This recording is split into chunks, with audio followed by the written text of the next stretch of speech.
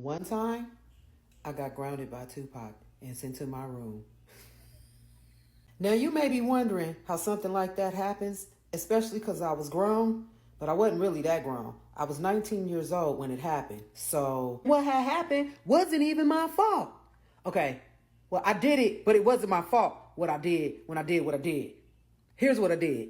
So Tupac gave me and the other two girls that was his dancers on this 2-city promo tour for All Eyez on Me some money so we could go get our hair and our nails done because these was his first 2 shows out of jail. He then told the promoter, take my girls to get their nails and their hair done and, make sure they get there and they get back safely. And the promoter did just that. But when he dropped us off at the nail and hair shop, he told us that the show started at a certain time.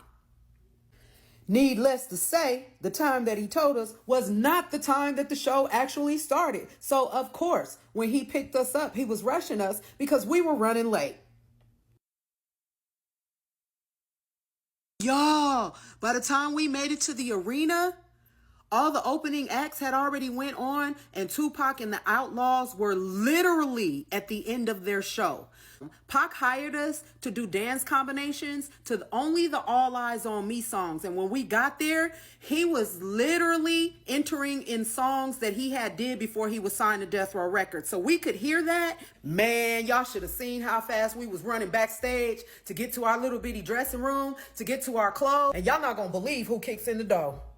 Nah, you knew. Suge MFing Knight. Woo, buddy. Mind you, I got one pants leg in. The other girl got one arm through her jacket. I'm in a bra from Victoria's Secret. And the other girl was sitting down in the seat. And man, he scared the hell out of us. This is what he said. What the MF is wrong with you itches? But put a B in front of it. And we was like, and he was like, y'all know, how dare y'all be late to his first show? I should slap the hell out of all of y'all. Matter of fact, get y'all asses on stage right the F now. And we took off running, half dressed. By the time we made it on stage, half dressed, Tupac had just started Dear Mama. And because that wasn't a song that we were supposed to be dancing to, oh my God. We ended up booty shaking and twerking, and I didn't have no shirt on, and the girl that had the dress on didn't have her G-string was showing, and we looked like fans that had broke through security and just ran on stage and started just exposing ourselves and twerking to Dear Mama, y'all. And the audience booed us off stage. No cap.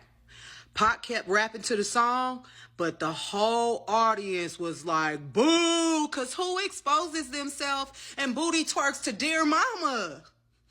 Me, us, me, nigga.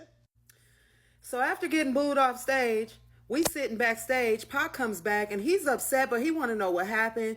And after we tell him the story, he kind of calms down. He's no longer mad. And we're leaving the arena and he's in his limo and he tells me to come here and he reaches inside and I'm standing on the outside of the limo and he says, open your hand, and he gives me a handful of tree. They were on their way to the after parties and we thought we was going to be able to go. And he says, oh, no, y'all can't go with us.